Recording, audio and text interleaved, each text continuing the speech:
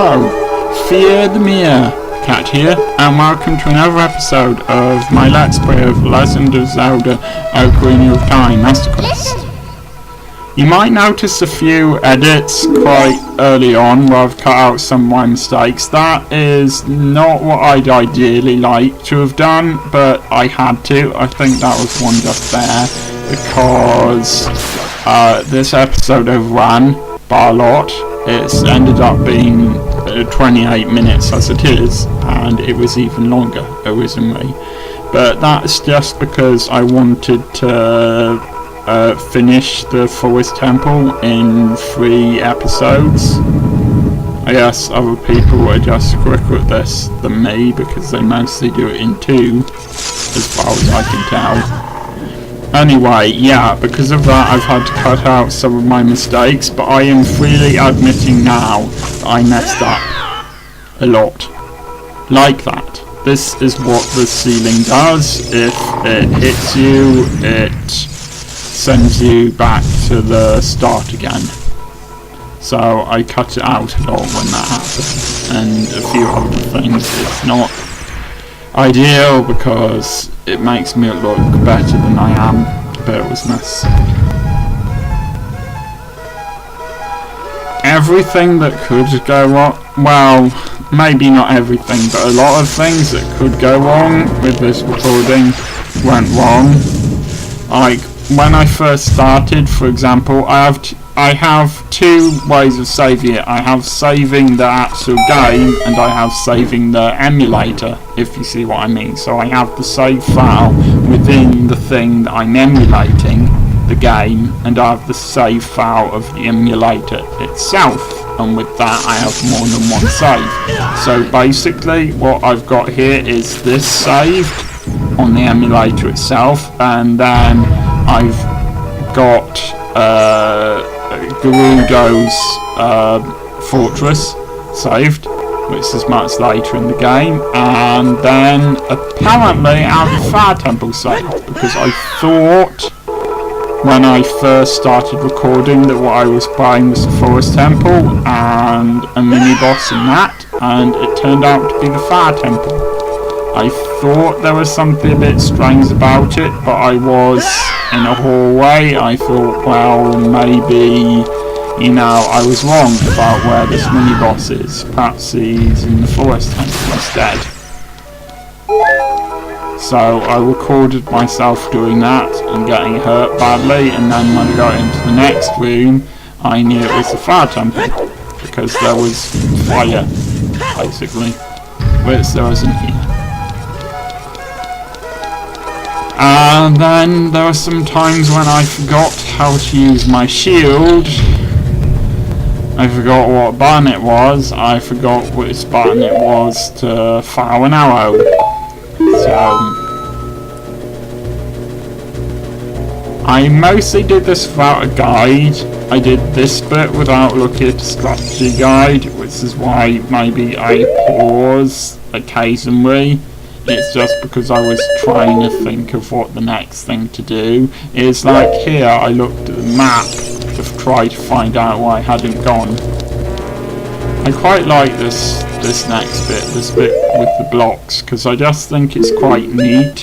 Not neat as in cool, but neat as in, you know, wow, this room is tidy. That kind of neat. And intricate the way these blocks work. So you create a new one below you, and then you jump onto that and create a new one above you by playing the music, and then you jump onto that and create a new one somewhere else, and I just thought that was cool. But if you think about it, it doesn't make that much sense though. Let's say that Ganondorf has added a lot of extra things to the Forest Temple to make things harder for you. Basically, he's trying to kill you so that you can't awaken the sage. I really do use the word basically too often. I'll try to reduce it in the future. But yeah, he's done that. So if he did that, why put any blocks here at all? And if these blocks were here for the original inhabitants, so they could get up and down, why not just put a staircase there?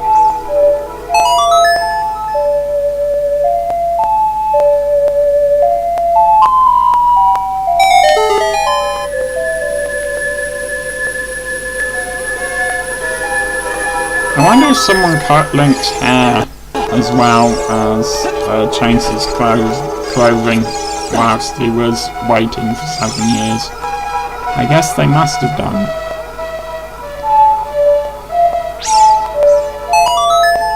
I got my hair cut recently, so that's what made me think of that. Not that you need to know that.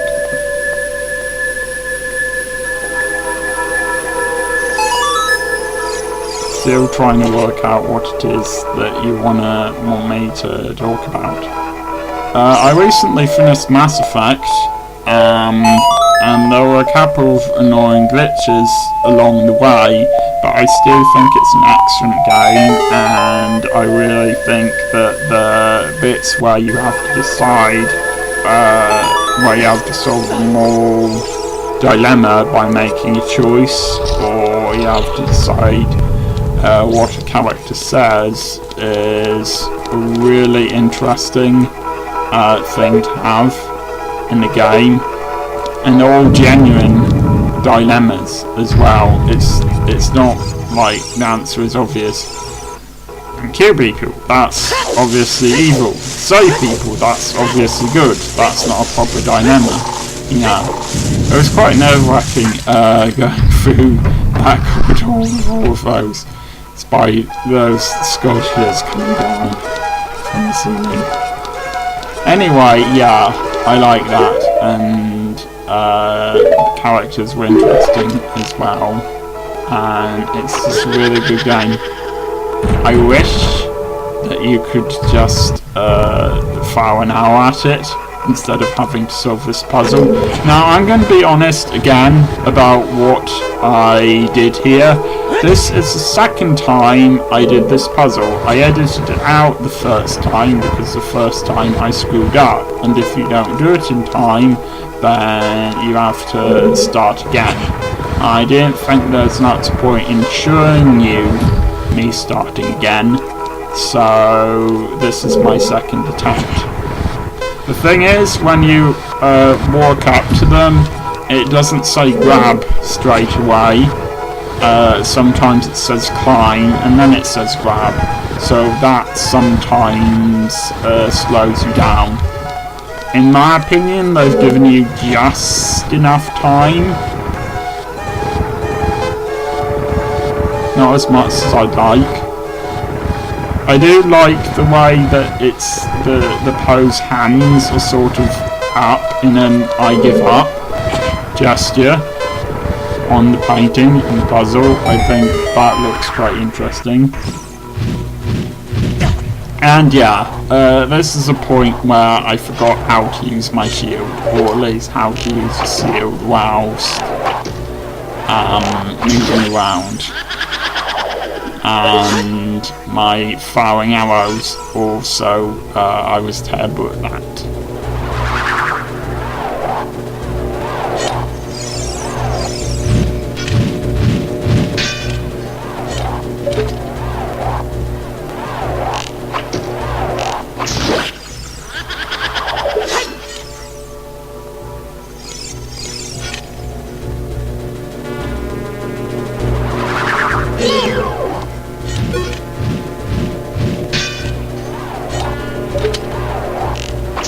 I have to be fair to this, although the final boss is very hard. These pose, if they count as a mini boss, and if not, it simply doesn't have one at all. These pose are actually pretty easy to defeat. The final boss of this level though, which you'll see later, is just a pain. Now, I made a mistake. I thought that the mini-boss here was Shadow Link. It's not. I think Shadow Link might be in the Water Temple.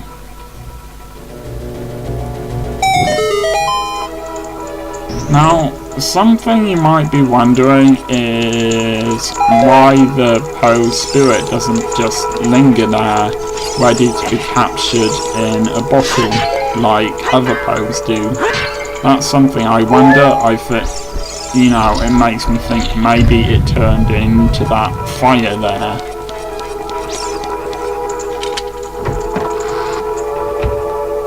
For some reason. Anyway, 3 Pose down, 1 to go. I don't know why it's just waiting there. To be fair, you can't actually kill it. I thought you could kill it with arrows, but you can't. So. Now, the way to tell which Pose is the right one here is it spins on its axis, the real one. You may have spotted it just then. If not, you'll get another chance to see in a second. But if you're playing along with me, that's how you tell. It's best to get out of arrow shooting mode so we can actually see which one it is. I think it's that one the first one my arrow was pointing at, and now I've moved away from it to the wrong one. Never mind.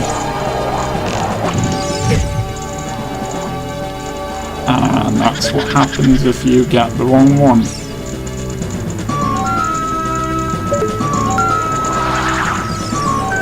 See, the one just behind Link turned around for a second, spun. I like the way that it does actually show you which one, as long as you're paying attention.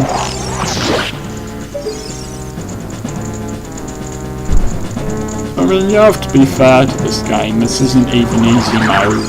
It doesn't have modes, but generally it's pretty fair. It tells you how to do things like this, for example.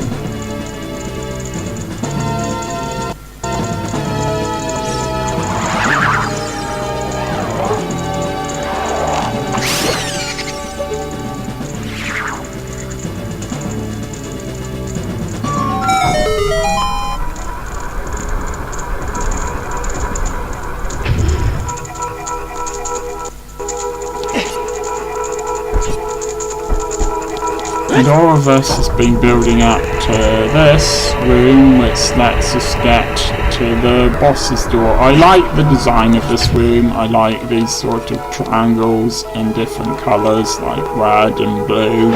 I like this sort of carousel design of this room. I think it's another really interesting feature of the Forrest Temple.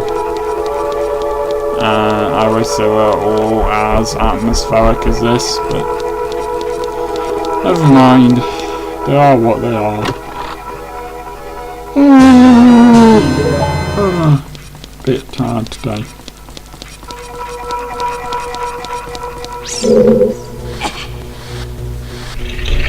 For some reason it changes to the bad guys near music just then. I really don't know why. This is another thing that's quite clever, the way it obscures half of the doorways, but doesn't obscure all of them, by putting an extra sort of wall in front of them, depending on which position everything's in the wall, so in the room.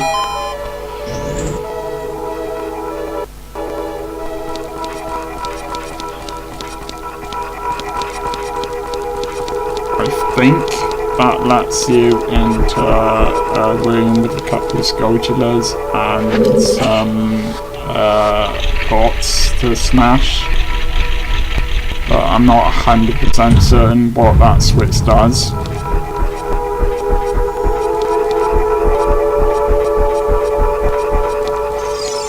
It's here. Now I made a mistake many episodes ago and said those were called Swartulas, and they're not. They're called big Sculptulas. Not a big thing now. You probably would have forgotten about it if I hadn't reminded you, but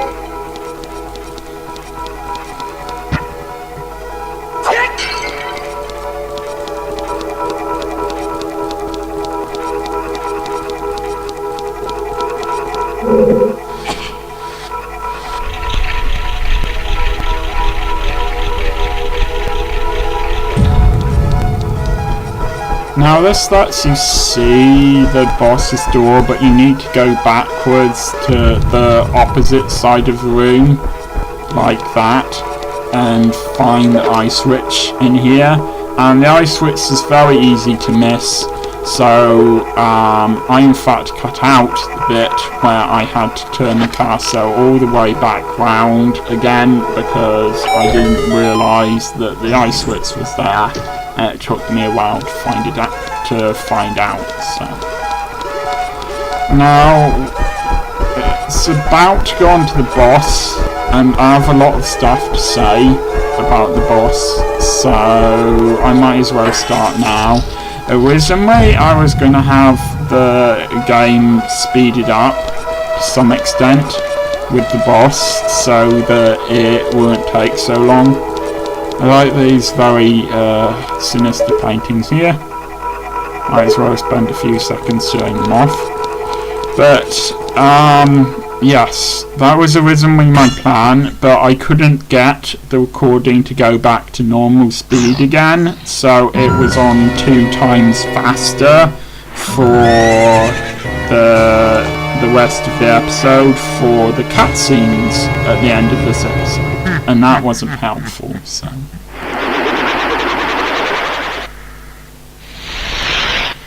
So yeah, this is kind of another ghost that likes hiding paintings.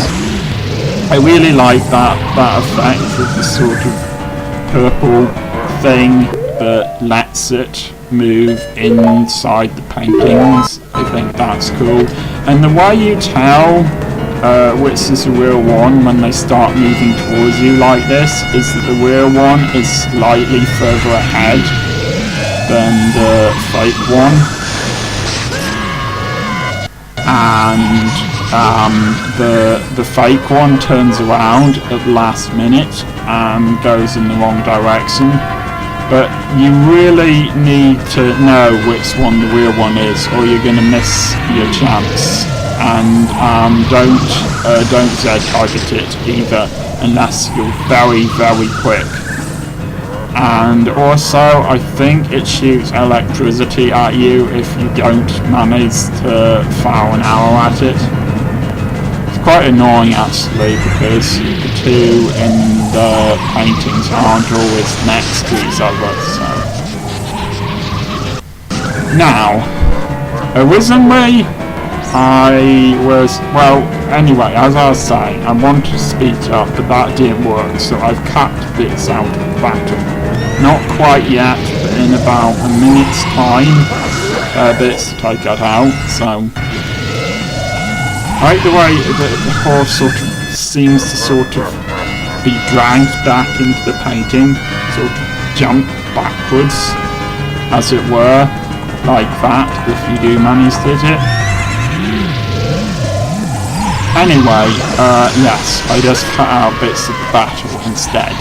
Now, as I've said before, I don't like to keep on using the sort of cheaty save, emulator save files, where you can save that you wouldn't normally be able to save if you were just using an Nintendo 64. If you see what I mean. But I decided to do it this time. I was originally intending not to, but I realised I've just cut out a bit of the battle there. Let's this is why he's floating in front of us. But I soon realised that all you're going to see me doing is dying and then restarting the battle and then losing all my lives and then having to restart the battle and then losing all my lives and having to restart the battle. I knew basically that I couldn't win. I'm freely admitting it. I suck at this game too badly to actually win without using those extra saves.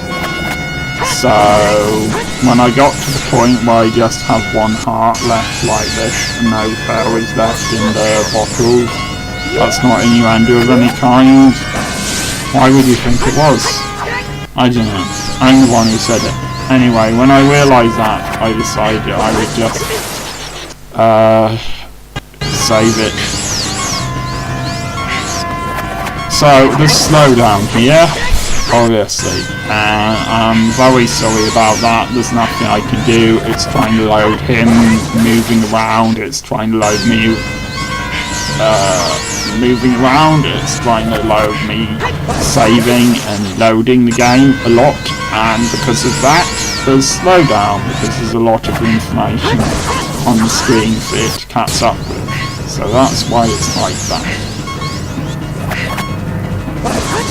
What you have to do is keep on deflecting the energy he throws at you back with your sword, and at some point you'll start sending it back and forth between each other, so it'll become a sort of tennis match where you foul at him, he fouls back, he deflects it back at you, you deflect it back at him. You can't see it very well because of the slowdown, but that's what happens and that's how you defeat him. And so you need good timing with your sword for that, basically. And eventually you'll hit him like that and he'll just fall to the ground.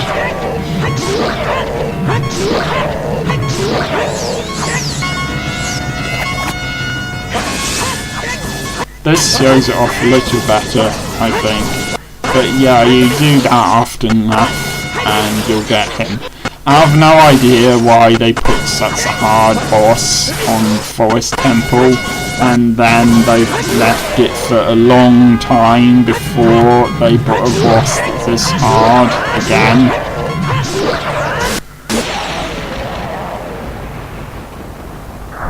I like the effect of his body sort of breaking up like this. That's cool. I didn't gain slight skill, I used a cheaty emulator save thingy.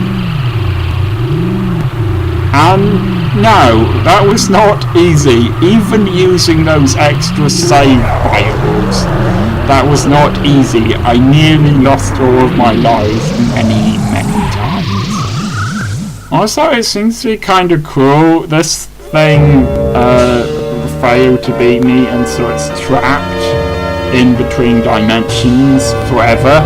I mean, I don't know what's in between the dimensions. It's perfectly possible that there's lots of ice cream and puppies and I don't know, episodes of Doctor Who. Whatever stuff you're into, basically, in between dimensions. It's a really cool place. It's possible, but it seems to me that it's much more likely that there's probably nothing there. There's a dimension that has some stuff, a dimension that has no stuff, and in between seems to me will probably be a blank void. But then again, Gandalf is a jerk, and so that makes sense. Yes, this is a person we have not seen since episode 2. And now, 7 years, many episodes later, she says, "Hi, you're not gonna see me again. Bye." What is the point of that? I know they needed to come up with enough characters who could turn out to to be the sages, but still, it's just stupid. It's like one of your friends ringing you up for the first time in 10 years and saying, "Hi, I'm not going to talk to you anymore. Bye." Well, thanks, but why bother telling me at all? I think it would be really cool if the Force Medal allowed you, if her adding her power to yours, allowed you to use sort of plant power, so you could turn people into trees, or make vines wrap around them, or something. You know, something you could do with the bad guys that has something to do with forests. And that also gives me a chance to mention Captain Planet, which is a TV series that some of you might remember if you were born in the 80s like I was, because all of the characters in that had a power that was based on nature. I don't remember what the specific powers were, but I don't know, that reminds me of that. Plus, it's cool to mention stuff that I remember when I was a kid. You know, it's something that only someone born in the 80s would have any idea what I'm referencing.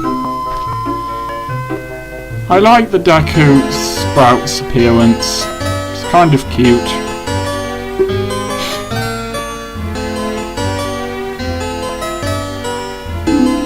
Now this makes me wonder, what if he hadn't been called by the Deku Tree at that point in time? Wouldn't they have noticed eventually that he seemed to be getting older? I don't know, perhaps the Deku Tree knew in advance what the right time would be. I'm not sure.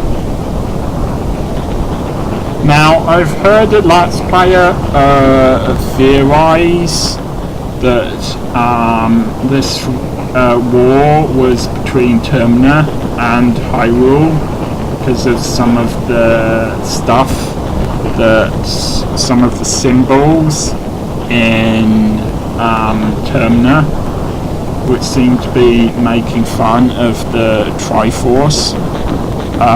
That is assuming that Termina isn't just in Link's mind or something like that, because he's dying.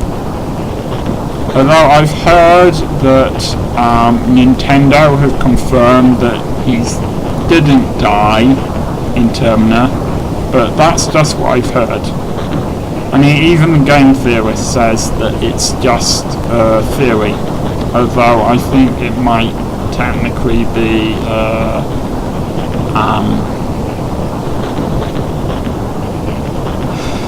a thing that I've now forgotten the name of. That's not a good way to end a sentence.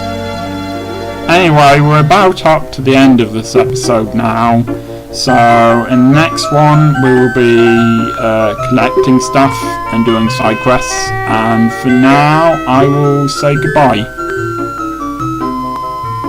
Hypothesis. That's it. That's the word I was looking for. See you next time.